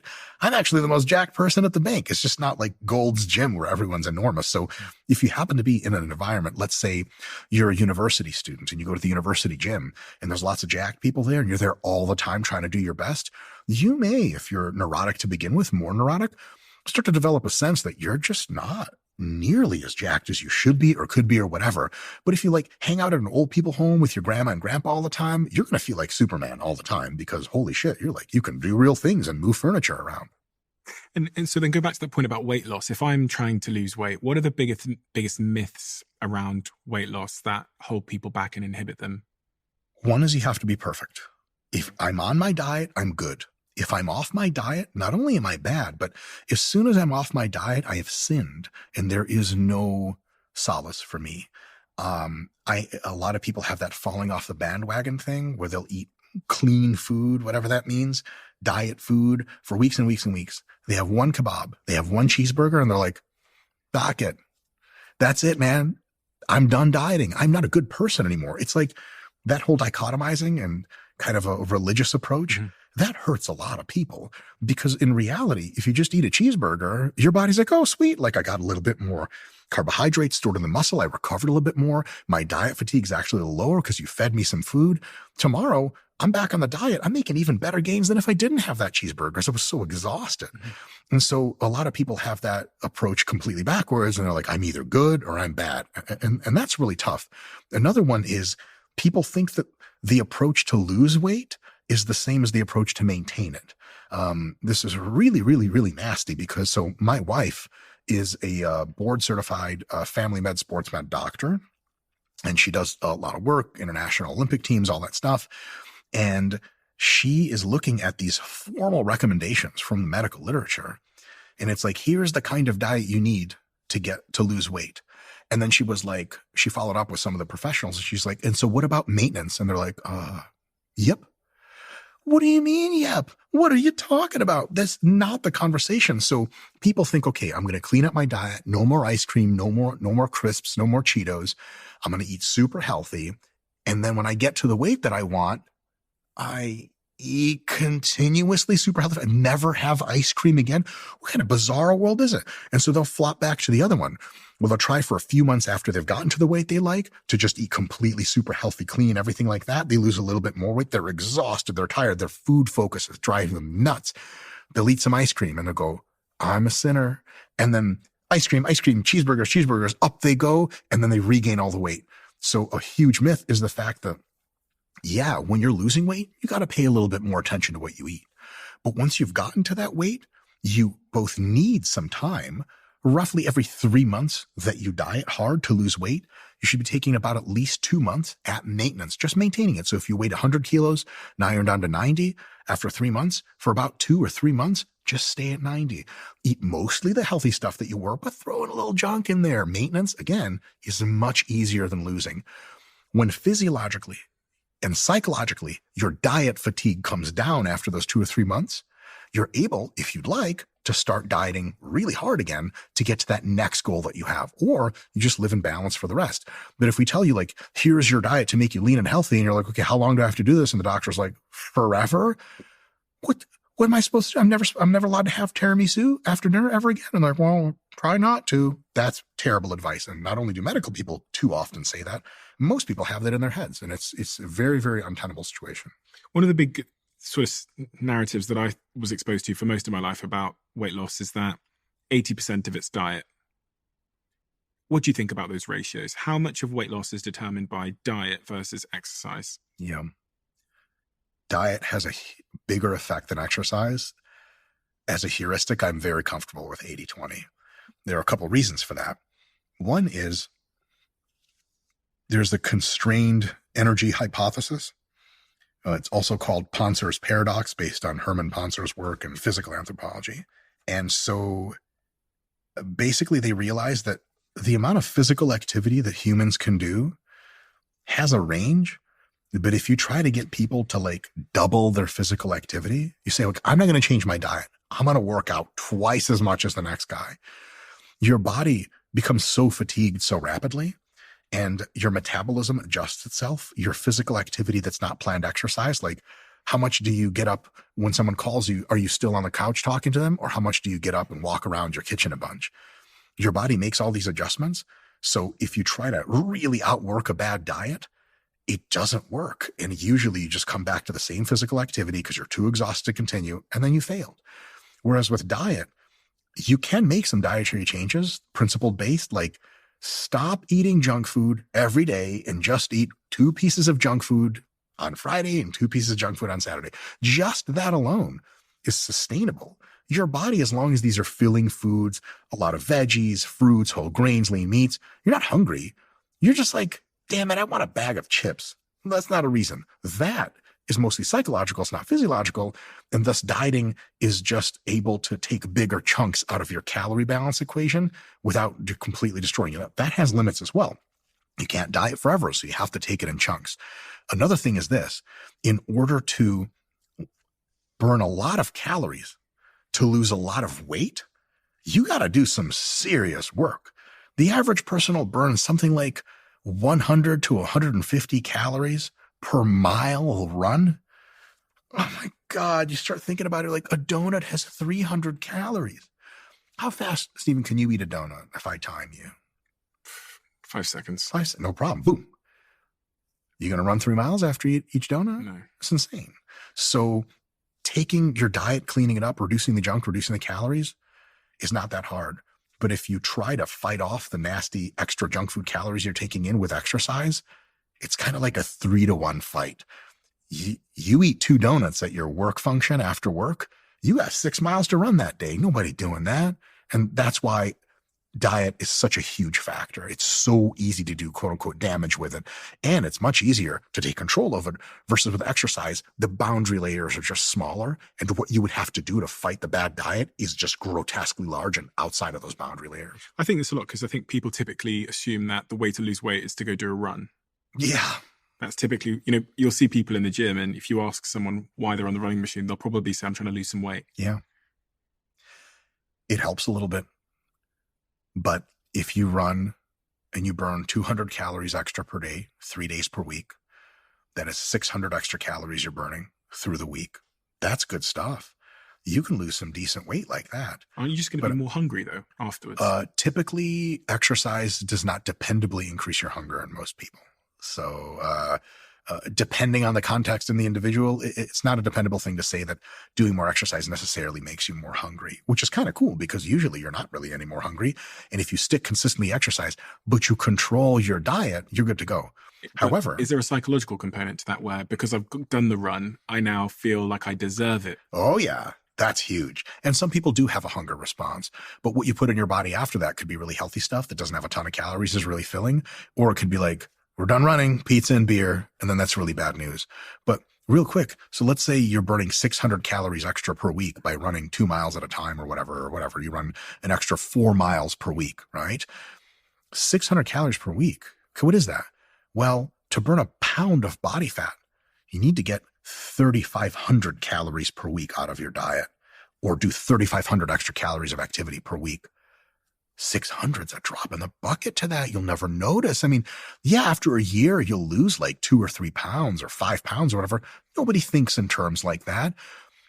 But if they were to simply alter their diet and keep training to keep the calorie burn at a moderate to high level, but take food out of their diet, especially through junk food, the total calorie sink deficit they can make for themselves is now in the hundreds of calories per day. Now you're losing a pound of fat every week. Now you're having big results. Is there a preference between doing cardio or strength as it relates to long-term weight loss? Because I'm thinking if I've got more muscles, then surely my body's going to need more, it's going to burn more calories. Just by a small margin. Oh, really? Almost unnoticeable. Yeah. So your body versus my body, you're not burning more calories. How much do you weigh? 90, I don't even know it in pounds. It's about 92 kilograms. Okay, solid. So I currently weigh which is about 98 kilograms. 202 pounds. So 202. So I weigh like 216 to 220 right now. So we weigh not too far off each other. Not too far off. So even though I have considerably more muscle. In your opinion. In my very biased opinion, I might add. No dysmorphia here. I would be burning a teeny bit more fat or more calories per day because of my higher muscle mass, but it's mostly my absolutely higher weight. So for example, the people in the world that burn the most calories and need the most calories to sustain their body weight are the fattest people in the world. That like lady that weighs 800, 900, 1,000 pounds, like just to keep her the same size, it's 15,000 calories a day. Wow. And if it was all muscle and no fat, somehow she was 1,000 pounds of muscle, which would be sweet to look at. She would be burning like maybe 16,000 calories per day instead of 15. And probably even that's an exaggeration. Muscle mass doesn't help you burn tons of calories. That's not what it's there for. It is incredibly good for your health. It is incredibly good for how you look. Those things by itself make muscle mass an awesome thing to do. But it is neither true to say that cardio reliably over the long term burns lots of weight off. And it is not true to say that gaining lots of muscle burns lots of weight off. What is really, really critical is, do you have a well-controlled, nutritious diet? And do you have an average, moderate to high level of daily physical activity? Dancing and swimming and running and having fun and chasing your kids. If you're on the higher end of activity, not psychotically high to where you get super tired, just not being a total slouch and making sure you're aware of your body when your diet, that's what really pays these massive dividends in long-term weight control. It's not like, well, if I put on a ton of muscle, that's great for everything else. It makes you super healthy. It makes you look really awesome. It gives you the ability to do real world stuff, defend yourself, things like that. That's what muscle is there for. It's not the greatest calorie sink in the world. I wish it was. I'd be eating cheeseburger right now. So in terms of supplements, are there any supplements you suggest that I take if my goal is to lose weight, but also to gain muscle mass for the average person? No. There's no supplements? I mean, Creatine will not help with weight loss. And for most people, it'll temporarily gain you about 2 kilos of body weight because it attracts body water into the muscle. It's a cool look because I'm on creatine right now. Can you know? Mm-hmm. Yeah, really? All right. So creatine doesn't help you lose weight in any meaningful extent. So I'm aware of no over-the-counter supplements that simultaneously help you burn fat and gain muscle. There are supplements that are not over-the-counter that do that quite well. But what if I'm just trying to gain muscle then? What supplements would you recommend the average person to be taking? Really, regardless of, I guess, goals. If their goal is to be a little bit more lean with their muscle mass, if their goal is to build muscle, is it different types of supplements you'd suggest, or? creatine works to build muscle. It's got awesome cognitive benefits. It's just healthy for you and it's great. So 5 grams per day for most people of creatine monohydrate, super awesome. Have you got to load creatine? I remember when I was I younger. used to load creatine. That's basically like a corporate scam that's just trying to get you to consume more creatine so you Really? buy more. Yeah. If you load your creatine, which is like taking 20 grams per day for a few days, you get to intramuscular creatine stores that are optimal, like in 4 or 5 days. If you don't load creatine, you get there in like 7 to 10 days. And because you're taking creatine either for months or for life, it's just a moot point. So creatine loading is a gigantic waste of time in almost every case. Okay. So creatine works.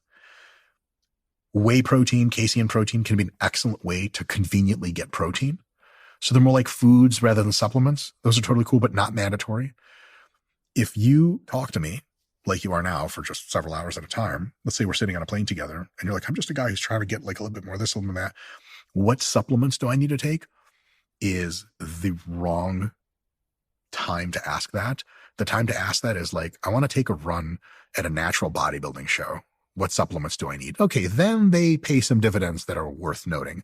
But supplements are just not in the conversation for important things that health conscious people should have, even in their top 10 of important things they need to do. The top 10 important things are like getting adequate sleep, managing your stress really well, consistently lifting weights, consistently doing a high level of physical activity, et cetera, et cetera, et cetera. Those are the big rocks, not supplements. Supplements are insanely overrated as a general rule. What about steroids? They're great. What? Am I allowed to say that? What are steroids? And you said you take steroids. Mm-hmm. Do you take steroids all the time? And Mm-hmm. what is the impact? So say if you weren't taking steroids, how different would you look? I know this because I used to not take steroids. And when I wasn't taking steroids, I weighed about, at a body fat similar to this, I would have to weigh probably 180 to 190 pounds, more like 180, and this kind of body fat level. I currently weigh 216 pounds because I'm on a moderate amount of steroids. A few weeks ago, actually earlier last week, I was on higher amounts of steroids. And with this same level of body fat, I weighed 227 pounds. So we're talking about 30, 40 pounds of muscle tissue difference between steroids and not steroids. Have you got a picture of before and after? Before, when you didn't use steroids and you trained, and then after? Yeah, it's got to be somewhere. Okay. We'll try and get it just for visual context. Sure. You said they're great. I was Steroids. kidding. Oh, right. They're great for putting on muscle if you want to jettison your long-term health and longevity to some extent, yes. And your current psychological stuff. Yeah. As someone that's never done it, give me a window into what do? You inject it somewhere? You can take steroids orally through pills, Yeah. or you can inject it into muscle. Okay. So usually you would inject it into your quads. A lot of people do their shoulders, and some people, if they're flexible enough, do their glutes. And how quickly do you notice a difference, and how big is the difference? Just to give me sort of like your... As far as jackness is concerned? Yeah. So if I start taking steroids now, yeah. how long would it be before I notice a difference, and how extreme would the difference be in your opinion? Visually, after a few months, you would be like, oh, wow, okay, this is some other shit. After a week or two, you'd be like, I don't know. My workouts feel pretty good. Psychologically, if you're especially introspective and perceptive and you're sensitive to the psychological side effects, which I'm greatly sensitive to, I notice in 30 minutes of taking steroids. And if I did the same exact workout but took steroids, would I get different results, or would I have to ramp up the workout that I'm doing to see those different results? Both. Okay. If you have the same workout and you take plenty of steroids, you can literally double your muscle gain from that workout. If you understand that steroids also allow you to recover faster and better and more completely, you can take your workout and magnify it, more sets, etc., more sessions per week. And then you would grow like 2.5 times as much muscle. Sounds exciting, but there's always a downside for these things in life, isn't there? There are a few downsides, yes. What are the downsides that no one's talking about? That no one's talking about. So there's cosmetic downsides. You get an increase in body hair growth. This is especially profound for female, but if you're a male, that's a thing. I have hair that grows on my ears. I have hair that grows on the outside of my nose. I have to shave the front of my nose. Now, a lot of that's just being a Russian Jew, and his hair just grows out of our eyeballs, but shit happens. You get pimples, you get stuff like that. Over the longer term, you get a substantially increased risk of heart disease. If you're smart, you take blood pressure drugs to counteract the blood pressure increase. If you're dumb, you take it on the chin, and you have a high probability, much higher, of kidney failure later in your life and losing your limbs and your vision and all that good stuff that comes with that. There is an increased probability or severity of cancer. Steroids increase the probability of damn near every disease, kind of central systemic disease that you can have. But that usually happens much later. And so while you're on them, you deal with the cosmetic side effects, increased probability of balding, and the psychological side effects, which are highly unpleasant. I can get into in a bit. If you're a teenager, there's an entire class of steroids that close your growth plates early. So if you're under the age of definitely 22 as a male and you take steroids, there's a very good chance you will never reach the adult height you were supposed to reach if you just let nature do the thing. So when teenagers take steroids, this is almost always categorically a super, super terrible idea. Also, they're not intelligent enough yet. Some teenagers are very smart. They're not wise enough yet to be able to make that trade-off appropriately. Mm-hmm. And so that's a huge sort of different topic. But the psychological side effects are a lot of times the things that are the approximately most displeasing part of taking steroids. Some people like them, but they're also a mixed bag. Tell me about before we get on to the psychological effects, what about libido? Because I've heard all kinds of things. I've heard it shrinks your balls, your willy. Something like half of all people will experience testicular shrinkage while using steroids. Your boy got lucky. My shit's all the same size. A lot of people, roughly half, will experience a decrease in ejaculate volume and a profound decrease in fertility. That does not mean you're not infertile. I know many people's children that were fathered when the people were on steroids. So if some people are like, I'm on gear, I could just bang away and nothing happens. Like, that's not true. Steroids have never been shown to change the size of your willy. Mm-hmm. There is no mechanism by which really they can do that. So that's not a problem.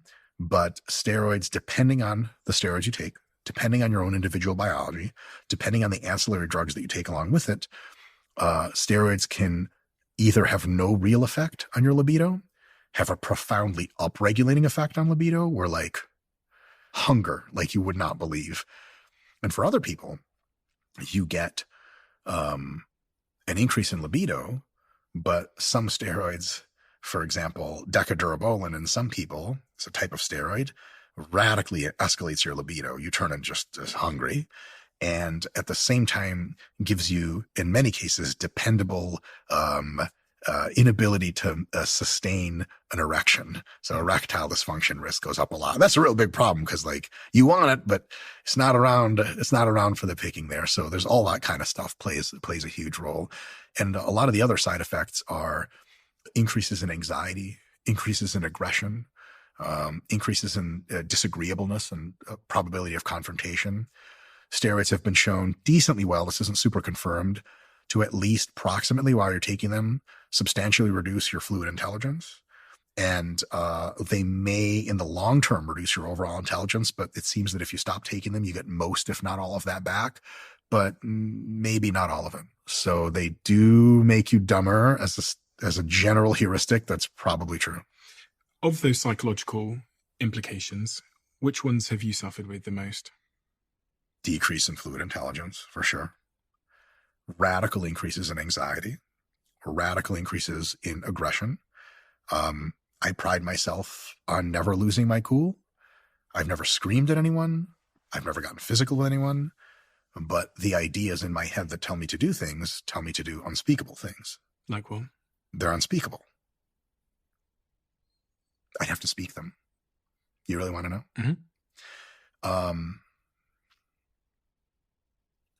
I'm also fucking weird, so just remember that. No, we're all a bit weird. Most people probably don't have this severity, but I'll read a comment on social media directed at me, I guess, about me. And it's from like, nameless, faceless profile. And I begin to fantasize about what it would be like and how much sublime pleasure I would receive in hurting that person at a deep physical and emotional level, badly, hurting them in such a way that they're never going to walk right again, and they're always going to remember me and how they dared to cross me. Do you know what honor culture is? No. Like the idea that like in the hood, you step on someone's, like a gang member's Nikes, and he just blasts you away and goes to jail for 20 years over what? Steroids. The honor culture comes from maleness. It comes from testosterone and other brain structures, of course, but the more testosterone, and steroids are all testosterone-like molecules. If you have 10 times the testosterone-like action affecting your brain, your proclivity to falling into honor culture-like behavioral patterns and thought patterns increases to an enormous extent. So you tend to take things that are not meant in any poor way as affronts. If they're actually meant as affronts, you tend to catastrophize them in your head. And like, this is the thing. Like, I'll be brushing my teeth in the morning in the shower and like thinking about people in my life that have wronged me. I've never been wronged in a real serious way. And I'll just be like, those motherfuckers.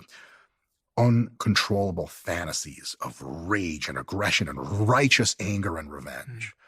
I hate that. Like, as a philosophical minded person, I just want to hug everyone in the world. Right now, I'm on not so high levels of steroids. And I'm just, man, I make jokes with I'll start conversations with random people in the street, no problem. And so when these thoughts consistently enter my mind on higher doses, I'm just like, oh, why? And I'm never like, I should be feeling like this. I'm like, this is really annoying and really terrible. So if there are all of these physiological and psychological implications, which, you said it basically increases your chances with all of the major diseases, from cardiovascular diseases to cancers to other diseases. But then also there's this ongoing psychological consequence of taking steroids. What's the point? That's a good question. Recently, I've taken a probably several-year backseat away from competitive bodybuilding, precisely because I have a lot of really good things going on in my life, and I'm going to need my brain and my more fluid civility to deal with them best, and for a couple of other reasons. So right now is an interesting time to ask me why I do it, because I'm kind of like winding that down big time. But the real reason is one of the reasons that I started steroids is I was drug-free for a long time, and I was starting to become a kind of an educator in fitness and a promulgator of opinion. And a lot of the people who were in the industry at the time, this is not as true anymore. Now drug-free bodybuilding and fitness is exploding, which is a beautiful, wonderful thing. But back when Nick and I came up, to be relevant in the fitness industry, you sort of had to be like super, super jacked and super, super lean. It's nothing we were going to accomplish drug-free. So we were like, if this is where the road leads to being taken seriously as a thinker in the space, let's do it. Another thing is, I really like being, or at least for a long time, liked being enormous and ripped. Why? And just like like, you ever see how a 4-year-old looks at like a garbage truck or a tank or an airplane? Like, just that. Why? It's as simple as that. Biology. And I'm at the extreme end of masculinity brain-wise to begin with. And so you see a movie where like the Hulk rips off an airplane wing and throws it. Some people will be like, whoa. Some people are like, ugh, I hate this movie. And some people are like, oh my God, I want to just be that whole thing. Why? I want that. It just feels good. But do you know why? Because have you got any hypothesis as to why you versus someone else? Because the average person doesn't have that feeling. Mm-hmm. So have you been able to figure out in hindsight why you were so taken by being big? I have a few ideas. I'll caveat this idea with the following. A retrospective analysis of why you do things is almost always grotesquely flawed. Most of why we do things is a combination of variables we don't understand and genetics. And so like the whole life story arc, well, it all started when a teacher in the 3rd grade, like that's bullshit. That's a backwards justification you made up. So the following statements are backwards justifications I'm making up as just tentative, very not sure hypotheses. Here's a fun story. This will be fun. When I was small, young, my dad would wrestle with me a lot. And he would always let me win in the end. He was great. He's a great person. And he would always tell me that I was strong and capable. And then in like end of elementary school, all the way through the beginning of high school, I was bullied. Honestly, like literally a few times. I think I was just the wrong person to bully, because that very temporary state of disenfranchisement and powerlessness, I'm never going to be bullied again. To put it simply, I wish I was logical enough that when, like, if I was getting robbed by someone at knife point, or not even knife point, just a guy tried to be like, hey man, get out of my way. No. I said, get out of my way. I'm going to die here before I move out of your way. You're either going to treat me with respect, or one of us is either going to jail or the morgue or the hospital. Mm-hmm. It's a terrible thing to think. It's stupid beyond belief. Just be like, sir, my apologies. Please keep going. But what were you bullied for?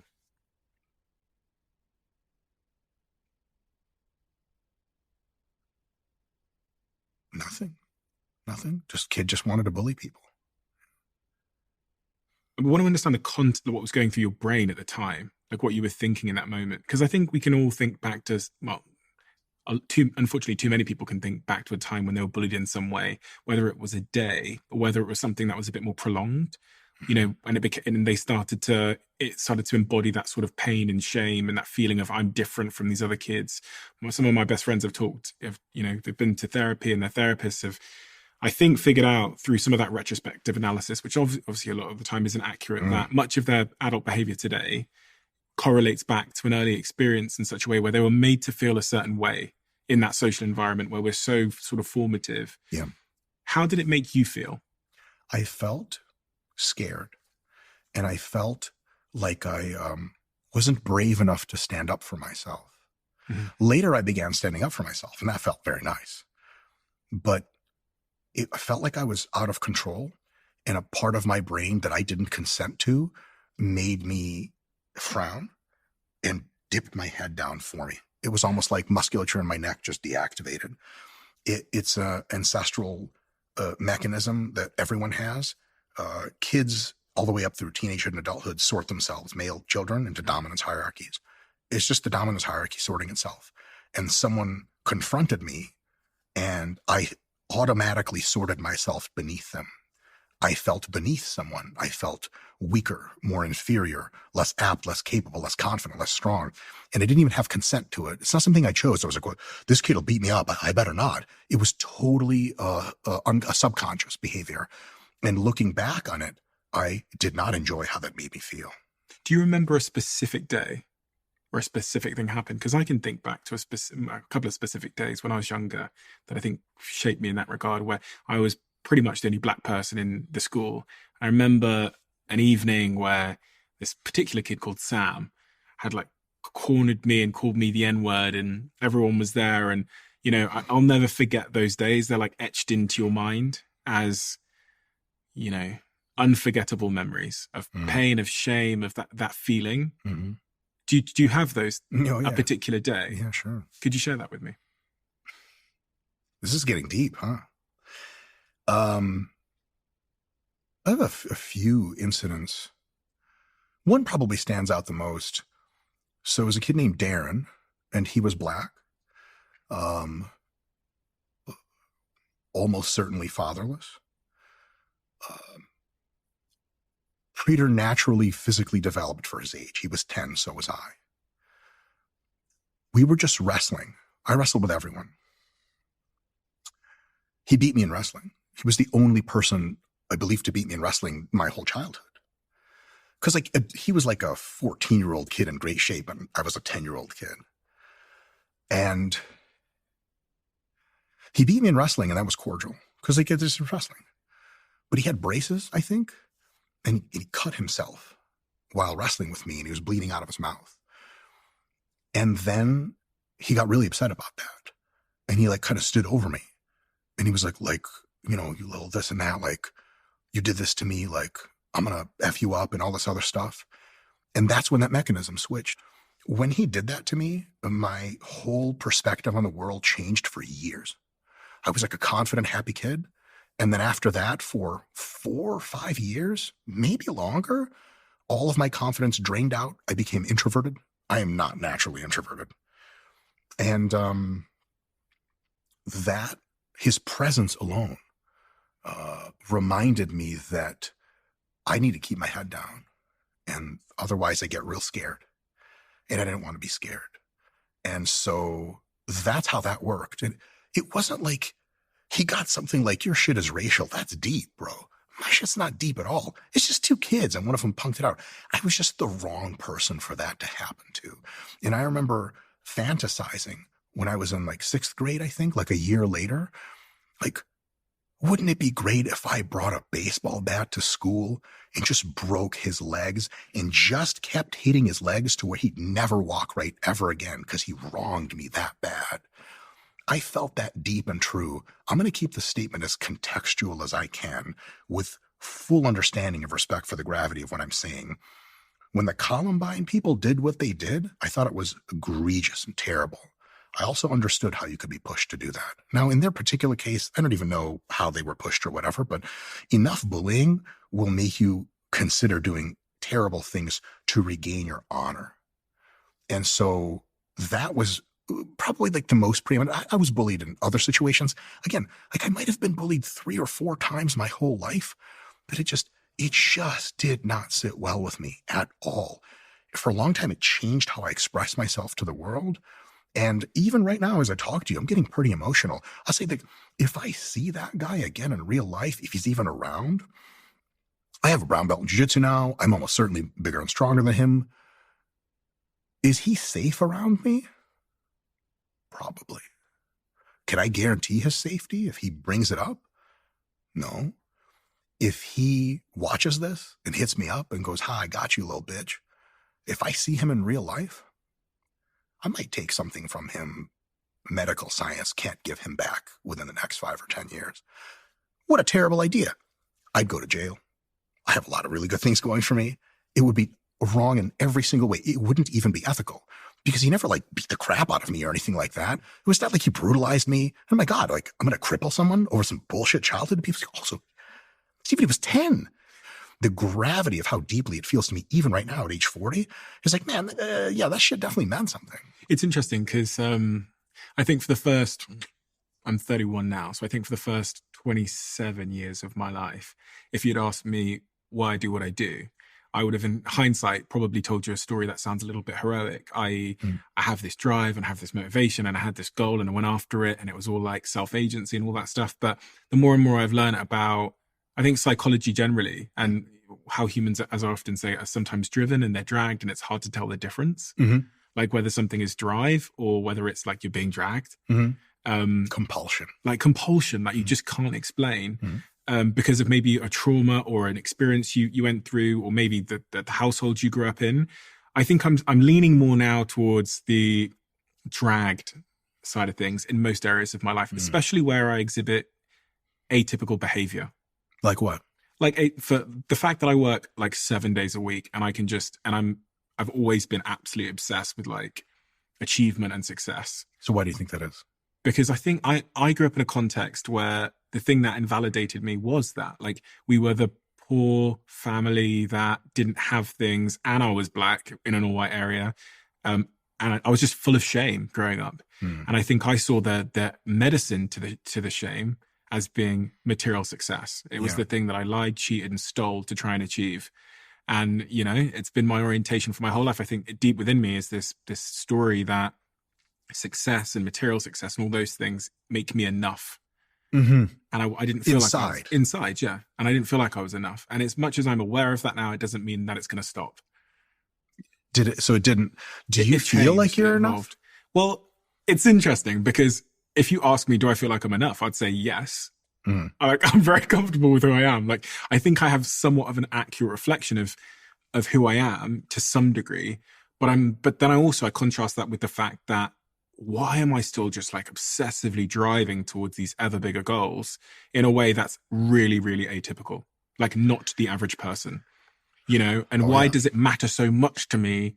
You know, that's where I go, okay, there's something different in my wiring. It's still an element, this sort of proving my worth to myself, or, you know, proving to the kids back on the playground that, you know, they should respect me in some way or whatever. Yeah. And it's complicated. And I say this not because it makes me sound great, because it certainly doesn't. I just say it because I really believe that the more honest I can be with myself, the closer I can get to everything that I want. Oh, sure. You know, like the closer I can get to holding the steering wheel, not being dragged with a rope at the back of the car. I'm trying to hold this steering wheel in my life. And that starts with like an honest self-awareness. And one that honestly has only come from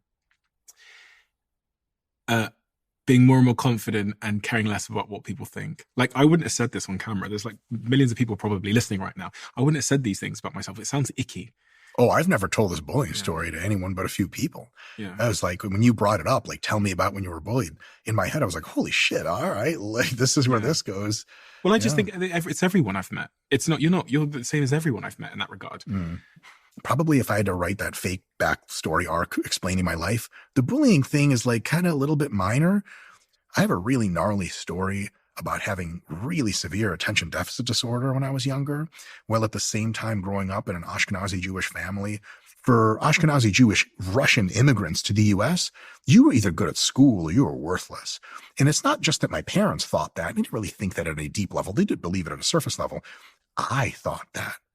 You can't make fun of someone for being fat if they're cool with being fat. They're like, yeah, I'm fucking big. Hell yeah. And you're like, oh, it didn't work. But if they believe that being fat is terrible, you can be like, hey, how much do you weigh? And that's it. Everything changes. So for me, I believed I had a destiny to be at least competent at school. And up until I was 14, I was like in contention for being the worst student at any single school I attended at any single time. And the bittersweet element was my dad is a PhD in mathematical modeling of atmospheric physical phenomena. And my mom was a translator of the Russian language, or translated English to Russian, and got a master's degree in social work in her second language in America a few years after we got in. That's the legacy I'm dealing with. And like, I can't do math problems 3 grades younger than the kids. I got held back in school a grade. And so I took that not so well. And so later, because I was medicated for attention deficit, it was a revelatory experience.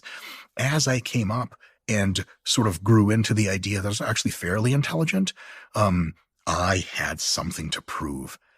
And it's getting better now because I've taken enough IQ tests, and you can only write so many books and be on so many podcasts until people are like, you're pretty smart. And you got to start believing it unless you're totally irrational. At some point that sinks in. So one thing I will say is there are ways of dealing with demons and insufficiencies that you've developed through your childhood. Some of them are just having a real deep personal journey in your own head consistently, reinforcing good attitudes, not reinforcing the bad ones. Other ones are talking to friends, family. Other ones are therapy, which is excellent for this. But I got to tell you, Stephen, I'm not sure if this is true, but there's got to be something to proving the opposite is true, to doing it all, to getting, I don't know if the top or whatever, but to like, no one in their right mind would at this point be like, this guy is below average intelligence. That would be preposterous to say.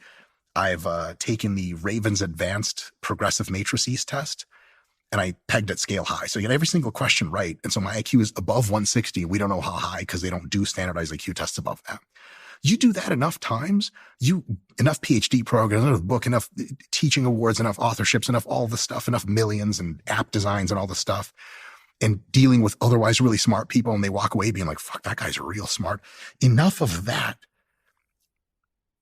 makes you swim in a warm, comfortable sea that heals you in a way that maybe therapy can, but goddamn, there's something to just doing the fucking thing. You take a skinny little kid who's bullied, you make him Muhammad Ali champion of the world. Enough title fights later, you're like, hey, Muhammad Ali, what you gonna do about this? He doesn't even flinch. Come at me. So yeah, it's nice to say, and I think it's true that therapy and self-care and all these things can heal the soul. There's something about overcoming and becoming superlative to that thing you used to fear that might heal your soul to a huge extent. I think maybe I've witnessed that. Again, maybe this is all just make-believe. It sounds real nice. No, I completely agree. And it's perfectly what I've experienced in my own life. And as you were speaking, I was thinking it's just so clear to me that when you're young, you get evidence. You get like a stack of evidence about who you are and Yes. what the world is.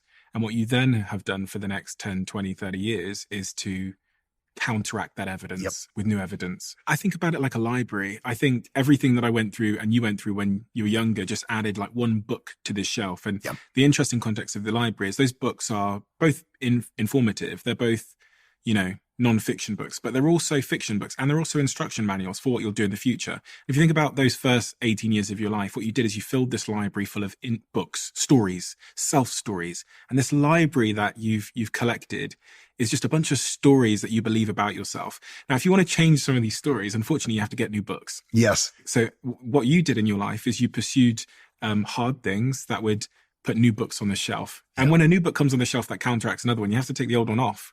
But you can't just sit around willing. It's as you say, as I've experienced in my life, the only way I can put books up there is to go and get first party evidence with my own eyes that something else is true. And not just once, over and over and over. Depending on how stubborn the existing for sure. And if they're real stubborn, here's my question to you. Do you think that childhood experiences build the kind of books that are hardback Lord of the Rings type of shits, whereas adult experiences that completely countervail childhood experiences are like a little magazine you'd read on a plane? So in the analogy, when you're a child, you put books on the shelf very quickly. They're all very cheap books because there's nothing on the shelf. So you're just grabbing, your mum says, pigs can fly, on the shelf.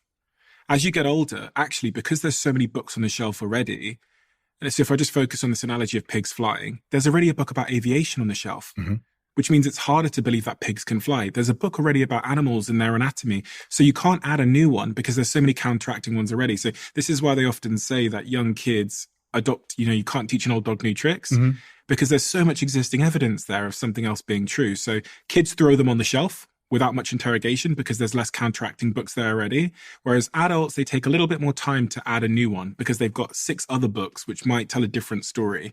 Yeah. And so this is, if we think about neuroscience and neuroplasticity, it becomes a little bit harder sometimes for adults to, I had a neuroscientist here yesterday saying this to me, that it becomes, after you get to past sort of 25 years old, neuroplasticity becomes a little bit more stubborn. It's still possible up until you die, but it's a little bit more stubborn. So you just need more reinforcement. You need more reinforcement, more evidence, more repetitions. And he described it as more focus. More focus on the thing. One thing that I found maybe is helpful is my wife is similar to me. She's like an insane, super goal-driven, psychotic person.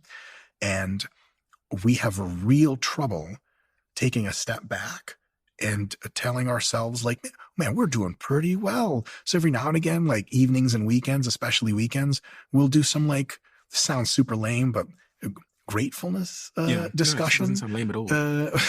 Depending on who you talk to, I guess. To my old childhood bullies, that's lame. But, it's really weird to say some of these things out loud to yourself. And there's some resistance, especially early, admitting to yourself, like, I won. I did the thing. Maybe it doesn't work quite that simply, but I think it's good to try because it's a really weird thing to go and be 60 years old and look back on your life and someone's like, so what have you accomplished? You're like, not much. I kind of ain't shit. And like, I've seen you on book covers. You're like, right. Oh, that's right. Okay. So I accomplished a lot, but I don't feel like I have. How dare you rob yourself of being able to swim in that beautiful, warm sea of self-actualization? I think it's worth it for people to focus. When you do good, let yourself bask in that glow. Get your time under the sun. Amen. And it's all about subjective progress. it's all about like this. I was going to do a post last night. I was thinking like so many people spend their lives. I was scrolling through Instagram and I wrote the post and I just didn't post it. But so I noticed that so many people go through their lives like looking for an enemy, like looking for the person or the system or the government or the political party that's currently wronging them. And they commit their whole life to just this focus of who's wronging me. And I need to point them out and call them out and scream at them. And I've never fallen into that trap, but I do have a competition with myself. Mm-hmm. And I feel like that's very healthy because what I'm actually looking for in myself is some form of progress, whether it's how I show up or with my fitness or with my muscles, or whatever. This constant search for progress in myself. And there, when I do discover progress, I can celebrate it and I can have that gratitude we talked about. And so anyone's progress, whether it's when I went from being a university dropout to getting my first investor, that is like, oh my God. And it's only in hindsight and with some aging wisdom that I start to realize that those moments were so unbelievably important. They're so motivational, identifying your progress. And there's two kind of data points that have really shone a light on this for me. Is one of them was Sir David Brailsford, who took the British cycling team from being down and out and depressed to the greatest team of all time, winning all the gold medals. And he said, yes, the marginal gains thing that he's known for, that's in the front chapter of Atomic Habits, was key. But actually, he said to me, he went, when you can get a group of people or a person to feel like they're going somewhere because they have a sense of progress, he goes, that's what made us stay in the bike shop till 2 a.m. in the morning. And I read another study from Harvard Business Review where they asked people to keep work diaries. And then at the end of the study, they said, point at the day where you had your best day in work. And people always pointed in their work diaries to a day where there was a feeling of subjective progress, even small. Yes. And that makes you motivated. You feel like you are going somewhere, which means you're more likely to do it. So gratitude serves the happiness role, but also just a motivational one. We have a closing tradition on this podcast where the last guest leaves a question for the next guest, not knowing who they're going to leave it for. And the question that has been left for you is, crap. What is the most meaningful dream, brackets, nightmare, you've ever had and why? I don't know if this is the most meaningful dream. But Jesus Christ, I'm really going to say this. Fine. When I was a young adult, I was starting to experience success with the opposite sex. And I just did not ever experience that when I was younger or already of age, but younger. It's just probably like a bit of a hang up. For most people, it's kind of like when you're not getting it, you feel kind of out of it. And when I started experiencing success with women, my dreams at night changed. And one of them was, the following dream has nothing to do with females and sex, but it had to do with power. And it had to do with an ability that you can. I ran out of my childhood home into the street, and it wasn't the street anymore. It was just a black, empty void. And it became a lucid dream. So I kind of knew a little bit that it was a dream. It was like, oh, I'm going to do cool Dragon Ball Z stuff. You know what Dragon Ball Z is, the anime show? And I opened up my hand and I wanted to make a fireball. And I made an energy ball that was like a singularity size, but it was made of people's screams. It was like, and then I woke up and I was like, that was so cool. Not victim screams, just Viking screams. And I was like, that is the coolest shit. And I had multiple other dreams in my young adult life after successes with women, which were dreams of power. And I was like, God damn, if I can have those dreams every night, it'll be super happy. That's the most interesting dream I've ever had about following someone losing their virginity. I didn't say I lost my, get out of here. I still haven't lost my virginity. I've been a good person. Dr. Mike, thank you so much for your wisdom and your information and all the work that you've done in your life, because it's formed a wonderfully important perspective on a subject that so many people struggle with.